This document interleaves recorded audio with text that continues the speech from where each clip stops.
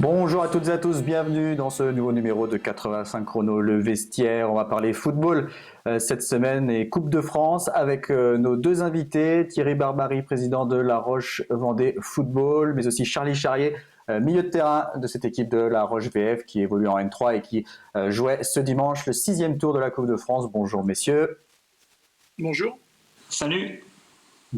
On reviendra donc dans quelques instants sur ce match face à Sablé-sur-Sarthe et cette donc élimination au 6e tour de la Coupe de France. Mais avant cela, quelques infos sur les autres sports, les autres championnats, avec le basket notamment. On jouait la 13e journée de National 1 masculine ce week-end. Victoire de Chaland sur le terrain de Tarbes, 85 à 75. 5e victoire en 12 matchs pour Chaland. Défaite des Sables d'Olonne sur le terrain d'Angers, 73 à 57. Ça fait 3 victoires et 10 défaites pour les Sablais. À noter que Chaland se déplacera à Angers ce mardi soir et recevra Vitré samedi.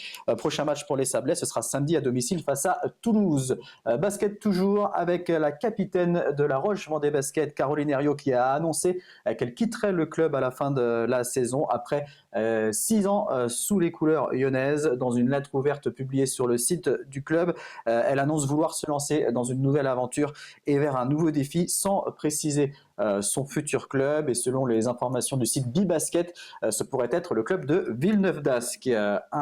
Quelques infos cyclisme avec l'équipe du Vendée U qui retrouve goût à la victoire avec Sandy Dujardin qui s'est imposé ce dimanche sur le circuit de l'Essor. C'est la deuxième épreuve de l'Essor basque. À noter également la 3e place de Lucas Boniface. Et puis cyclisme toujours avec le team Total Direct Energy qui a été sur l'étoile de Bessèges la semaine dernière. Une course de 5 étapes. Pierre Latour termine 19e au classement général et l'équipe de Jean-René Bernaudot qui a appris la semaine dernière qu'elle serait bien présente sur le prochain Tour de France. Elle y sera invitée, tout comme les équipes Arkea, Samsic et BNB Hotel.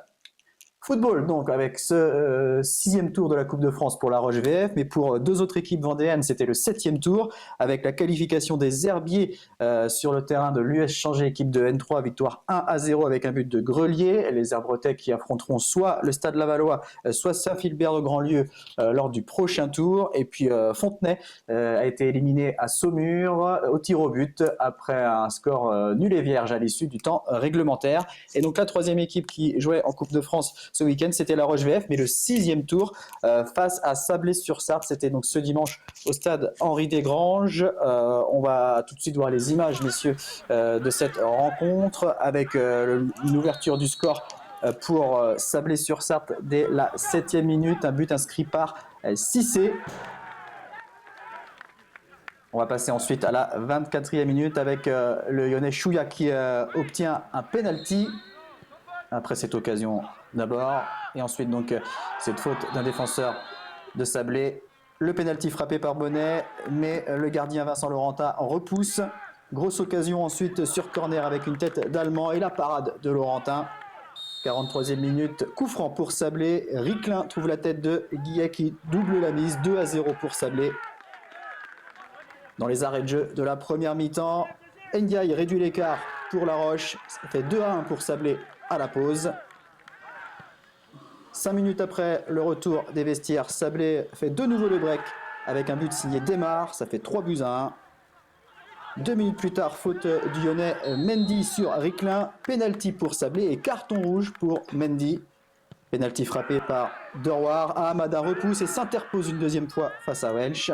Sablé joue à 11 contre 10, mais rapidement à 10 contre 10 après l'expulsion, une expulsion du côté de Sablé à la 65e minute. La Roche va tenter de revenir et va se procurer plusieurs occasions dans les 20 dernières minutes, mais le score ne bougera pas.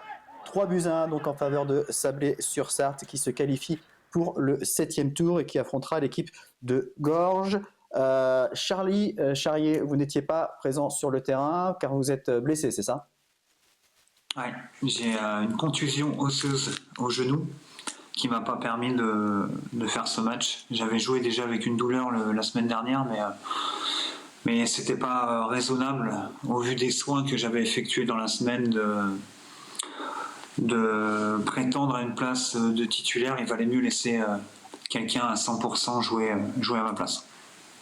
Alors vous avez forcément regardé ce match. Quelle analyse vous en faites ? c'est un peu mitigé parce qu'il y a le résultat qui est négatif et je trouve que le contenu, lui, est plutôt bon. Après, comme tu l'as évoqué, bon, les images, elles parlent d'elles-mêmes. Il y a une accumulation de faits de jeu, de petites choses qui font que voilà, on n'a pas été efficace dans les zones de vérité. Eux l'ont été, beaucoup plus que nous. Après, on rate un penalty, on a un carton rouge, notre attaquant se blesse, on donne un but avec la seule fois où ils viennent dans nos 6 mètres, on donne carrément le but avec une erreur individuelle. Donc, on peut préparer un match de la meilleure façon possible si on donne des buts. Malheureusement, après, il faut courir après le résultat et c'est trop compliqué, avec tous les faits de jeu évoqués, de prétendre à une victoire. Donc, le contenu est bon, mais pas suffisant contre cette équipe de Sablé. Thierry Barbarie, comme l'a évoqué Charlie, cette équipe de Sablé s'est montrée redoutablement efficace car elle s'est procuré quand même très peu d'occasions. Elle a réussi à inscrire 3 buts. Oui, comme l'a dit Charlie, Alors on ne vous entend pas. Vous m'entendez pas? Si, ouais. Comme l'a dit Charlie, grande déception pour nous. On a maîtrisé le ballon tout le match et on s'est fait prendre de par contre et on a donné les buts. Oui, c'est vrai que ce sont les lois du football, malheureusement, des fois. Il faut savoir aussi les accepter. C'est une grosse déception de sortir à ce tour-là de Coupe de France. Vous ambitionniez quand même de passer à quelques tours supplémentaires? Alors, en début de saison, on avait annoncé que notre objectif principal était la montée. Voilà, après, au vu de la situation Covid, c'est vrai que la reprise de la compétition et de la Coupe de France, ça pouvait être important pour nous. On est déçus parce qu'il y avait aussi une opportunité quand même par rapport à cette nouvelle formule. Le tirage, les rencontres nous étaient aussi peut-être favorables. Voilà, mais c'est le loi de la Coupe de France et il faut savoir aussi, comme ça, c'est les déceptions. Oui, c'est une déception. Au vu du match, c'est une déception. On va écouter les réactions des 2 entraîneurs à l'issue de cette rencontre. Donc Charles Devineau pour La Roche et Jérôme Drouin pour Sablé-sur-Sarthe, au micro de Thibaut Grasset.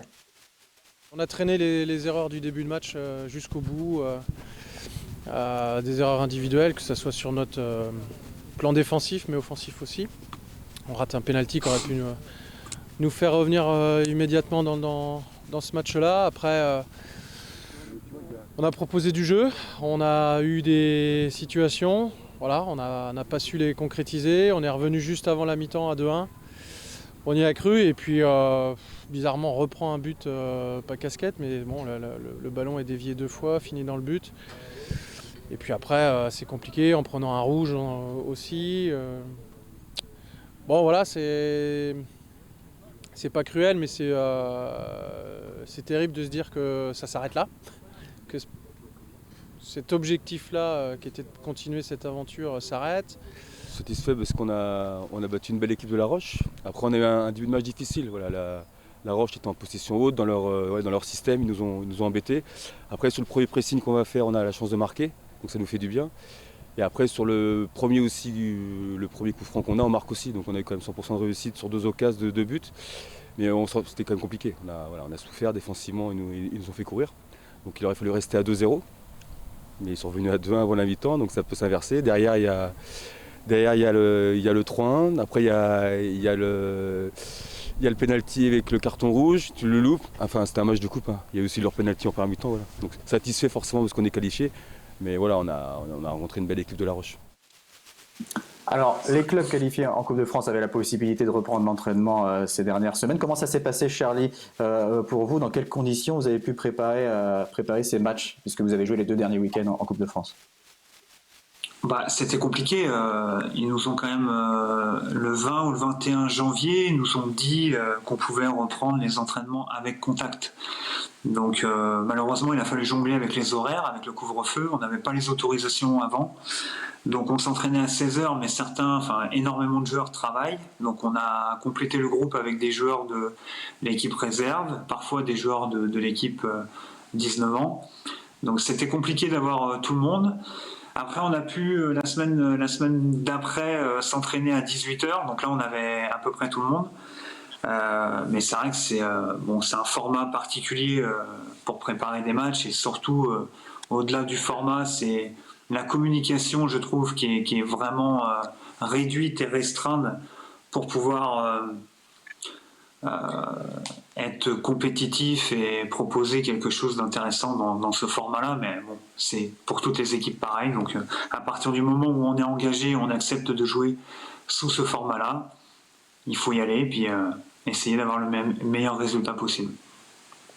Thierry Barbarie, comment ça va se passer maintenant? Est-ce que du coup le groupe va de nouveau être à l'arrêt? Est-ce que vous êtes encore confiant pour une reprise de la compétition avant le mois de juin?